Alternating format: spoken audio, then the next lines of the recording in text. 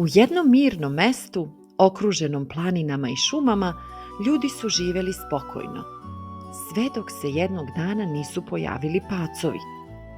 Bilo ih je svuda, u kuhinjama, na ulicama, u školama. Niko nije znao kako da ih se reši. Ništa nije pomagalo. U trenutku kada su svi izgubili nadu, pojavio se neobičan mladić koji je nosio jednostavnu drvenu frulu. Zatražio je razgovor sa kraljem. "Mogu da vam pomognem," rekao je, "ali očekujem da budem nagrađen za svoj rad." Kralj je pristao. "Ako nas oslobodiš pacova, dobit ćeš bogatu novčanu nagradu."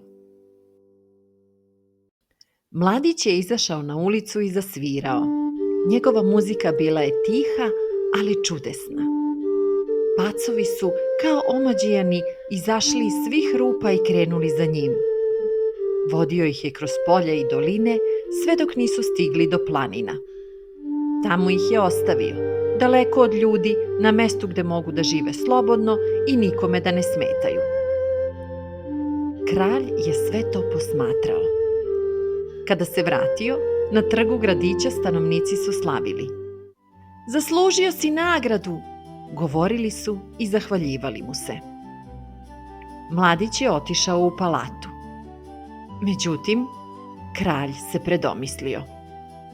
"Ne želim da platim toliki iznos za malo sviranja u frulu," rekao je vladar podsmešljivo. "To je bio lak posao." Mladić nije rekao ni reč, samo je izašao. Ubrzo zatim zasvirao je svoju frulu. Ovog puta deca iz mesta izašla su iz kuća, nasmejana i vesela, i pošla za njim.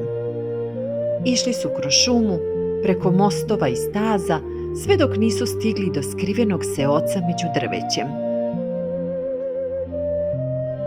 Tamo su ih dočekale drvene kućice, livade pune cveća i životinje.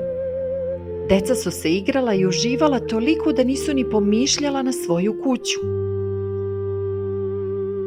U mestu je zavladala tišina.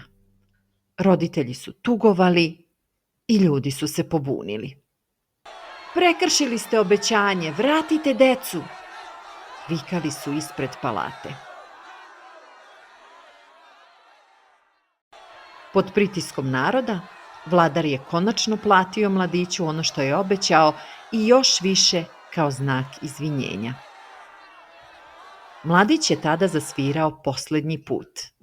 Deca su se vratila, nasmejana i puna priča o svom čarobnom putovanju.